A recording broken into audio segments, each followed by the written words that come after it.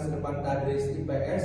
Saya Alfa Raffi Muzaki, mahasiswa pendidikan IPS Institut Agama Islam Tazkiyah. Hari ini kita akan berbincang-bincang mengenai perihal bisnis, dan di sini sudah ada dua narasumber yang sangat berpengalaman dan juga cerdas. Maka langsung aja kita biar tahu dan lebih kenal dekat dengan mereka. Boleh perkenalkan dari kiri saya ini siapa? Halo teman-teman, nama saya Salma Pidana ini dari Tadis 22. Dan sebelah saya Eni Mulyana dari Tadris 22.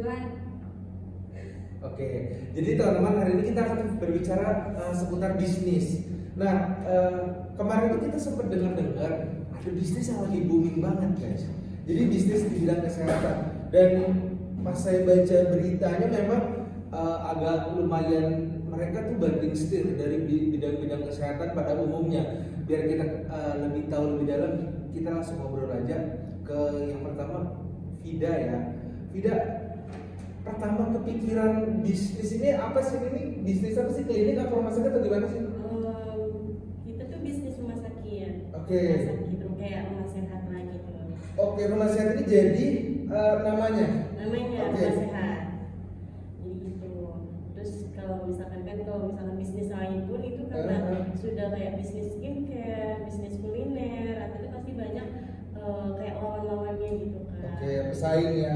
Pesaing dari orang-orang lain gitu. Iya. Jadi kita rumah sakit lah bisnisnya. Jadi guys, itu bisnis rumah sakit. Jadi kan bisnis rumah sakit itu nggak mudah ya. Kalau boleh tadi kan disampaikan namanya rumah sehat ya. Kalau boleh tahu nih, Kak ini berdirinya kapan sih rumah sehat ini? Rencana diberikan rumah sehat ini di tahun 2024. Oh, berarti tahun ini ya. Iya. Oke, lokasinya di mana sih, Kak? Tepatnya di Bogor. Oke, di Bogor.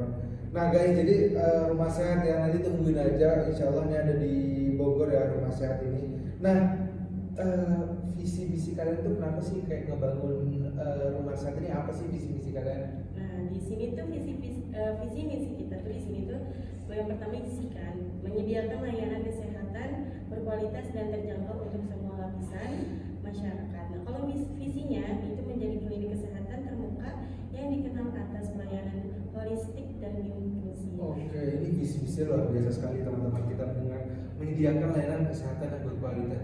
Memang sekarang itu kita agak ini ya, kalau nyari layanan kesehatan yang berkualitas, kadang dapat layanan yang berkualitas, tapi tantangannya harganya tinggi, harganya mahal.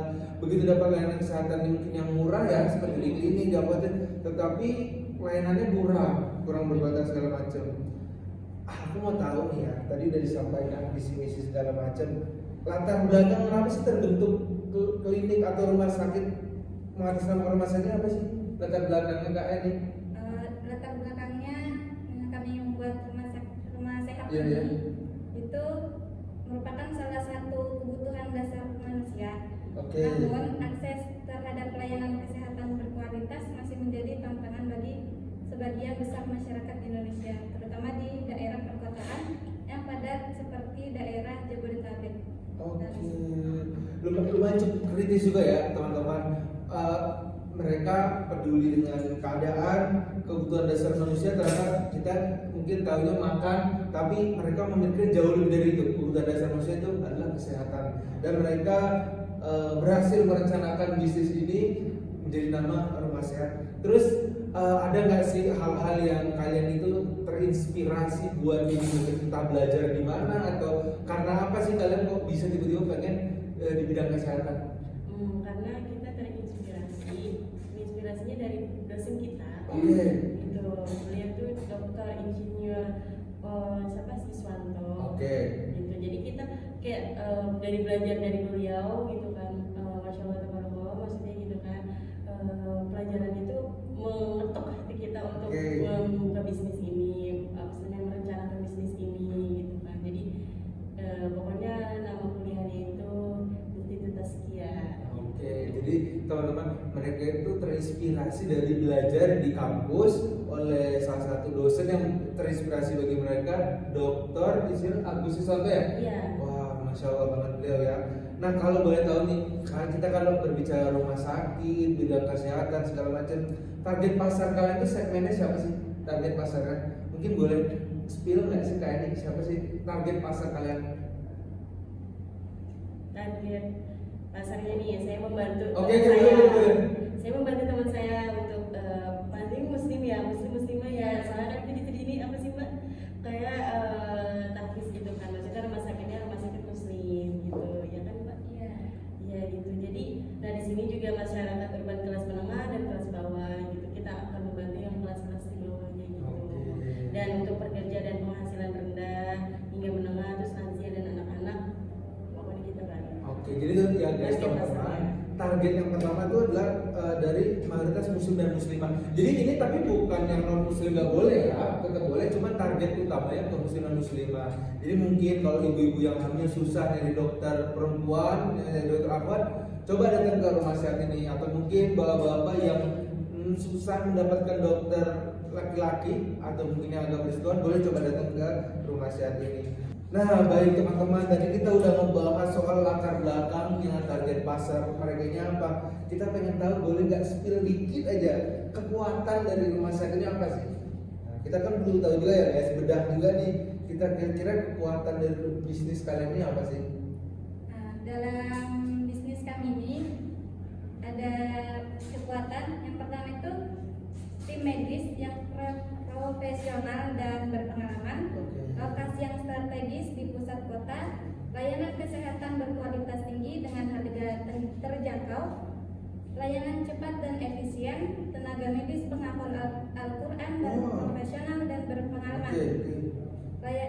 Layanan kesehatan terpadu termasuk konsultasi, diagnosa dan keperawatan.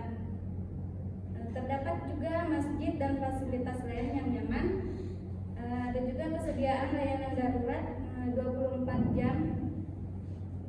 Juga kesediaan lahan parkir yang kompleks. Wah, ternyata bisnis ini bukan bisnis yang cuma asal bikin ya, ternyata memang detail itu dikerjakan dan perencanaan juga.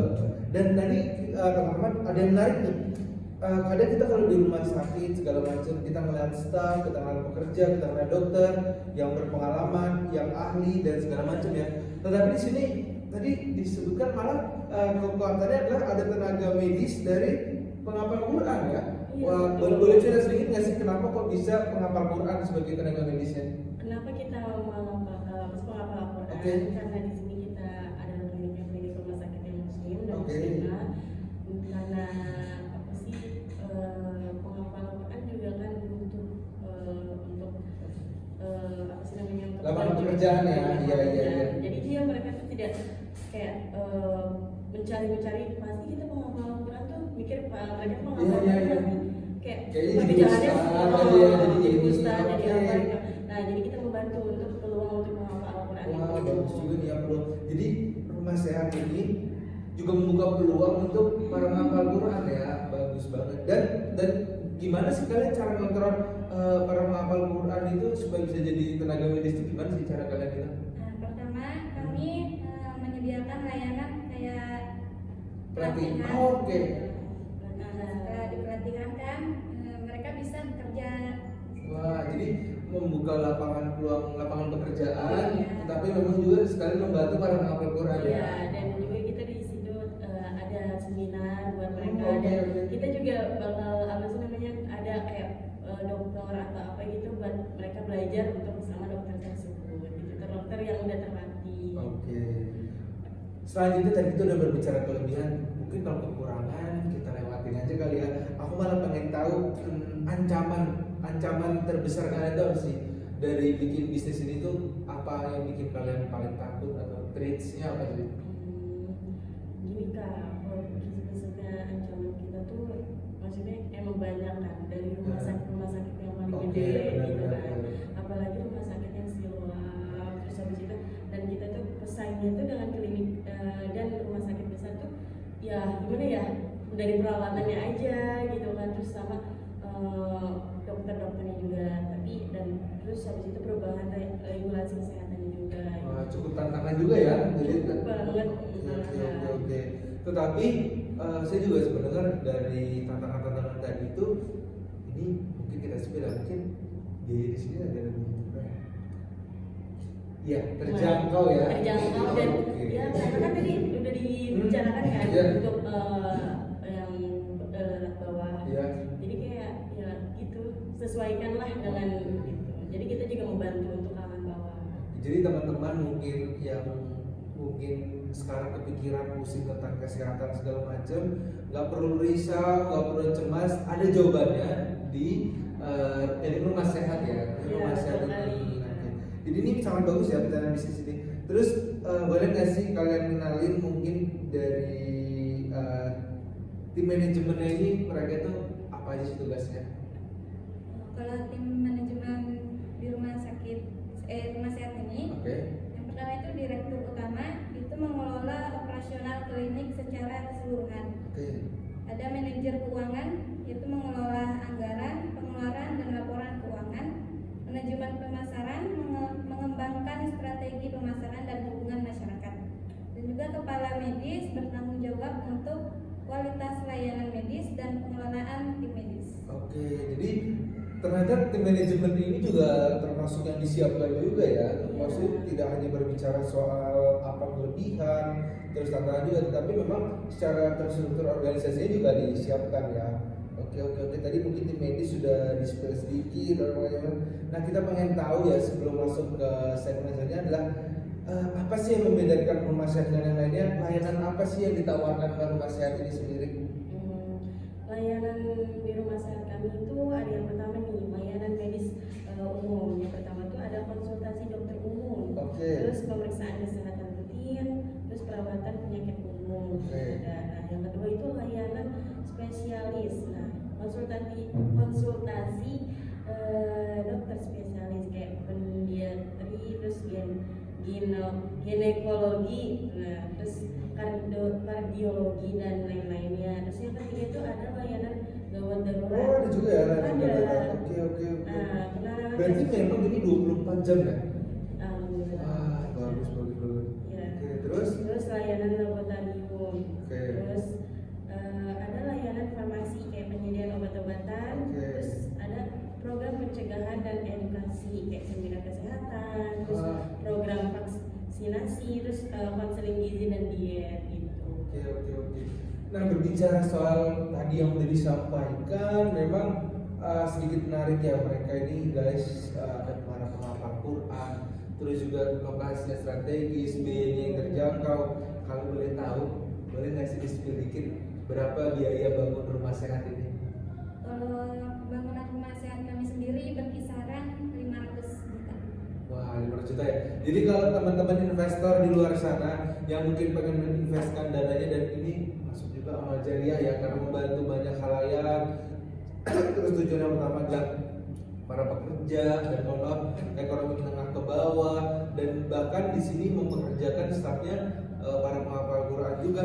Silakan investor datang ke rumah sehat, invest di sini. Insya Allah bukan hanya keuntungan yang didapat, tapi juga ketenangan hati. Boleh nggak sih di-spill gaji staf waktu di anggaran awal itu berapa sih? Kalau gaji staf untuk 6 bulan pertama, Iya. ya, itu bisa sampai 300 juta ya. Ya, tapi kalau Wow. misalkan per bulan ya insya Allah. Kalau kita di insya Allah 20 jutaan kalau bisa per bulannya. Jadi mungkin teman-teman yang lagi dari lapangan pekerjaan, mungkin ahli kedokteran, dokter spesialis, bukan para pengawal nggak perlu takut untuk cari lapangan pekerjaan. Silakan, monggo datang ke rumah sehat ini, coba diajakin, karena memang salary-nya, pendapatannya, gajinya cukup juga ini ya, memadai ya, dan juga wah lah ya. Nah, kalau boleh tahu fasilitas pendukung di rumah sehat ini ada apa aja sih? Fasilitas yang mendukung Ya. di klinik kita tuh, di rumah sakit kita tuh ada ini ya, ada garden dan sinema. Wah, apa Mini tuh garden. garden dan sinema ini apa? Ini menarik nih.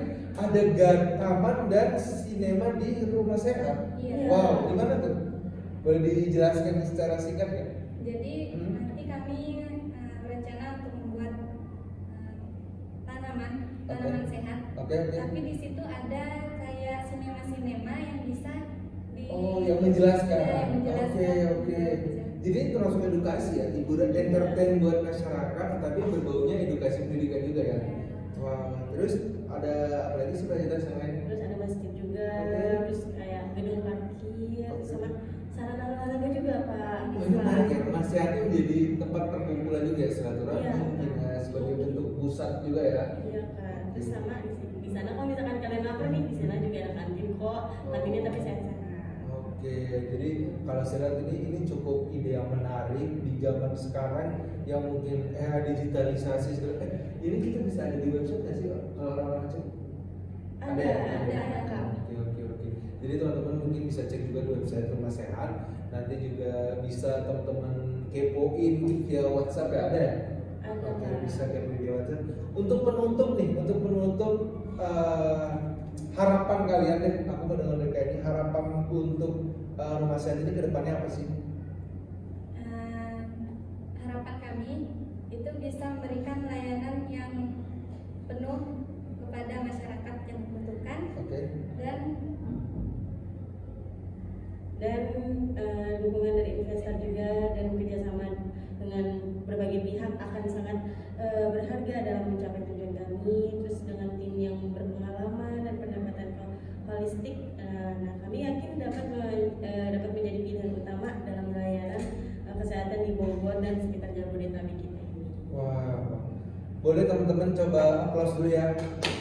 Jadi ini juga sangat menarik ya, kita melihat bidang kesehatan 5 tahun belakangan ini, kalau saya lihat mungkin bidang kesehatan banyak dihuni atau dimenangkan oleh investor-investor swasta bahkan asing. Kalau kita lihat, dan di sini hadir rumah sehat yang mungkin bernuansa Islami, terus juga terjangkau dan fasilitas-fasilitas yang mendukung.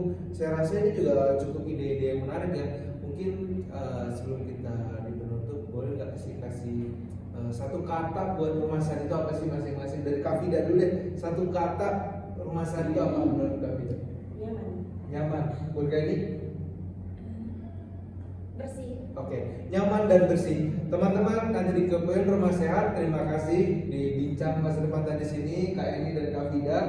Ya, teman-teman, kita tadi udah berbincang-bincang mengenai bisnis. Sampai jumpa di pertemuan berikutnya di bincang masa depan tadi. Saya Alvar Muzaki, pamit undur diri. Proyek UAS, perencanaan bisnis klinik rumah sehat. Mata kuliah manajemen keuangan mikro syariah Dengan dosen pengampu Dr. Insinyur Agus Iswanto. Assalamualaikum warahmatullahi wabarakatuh.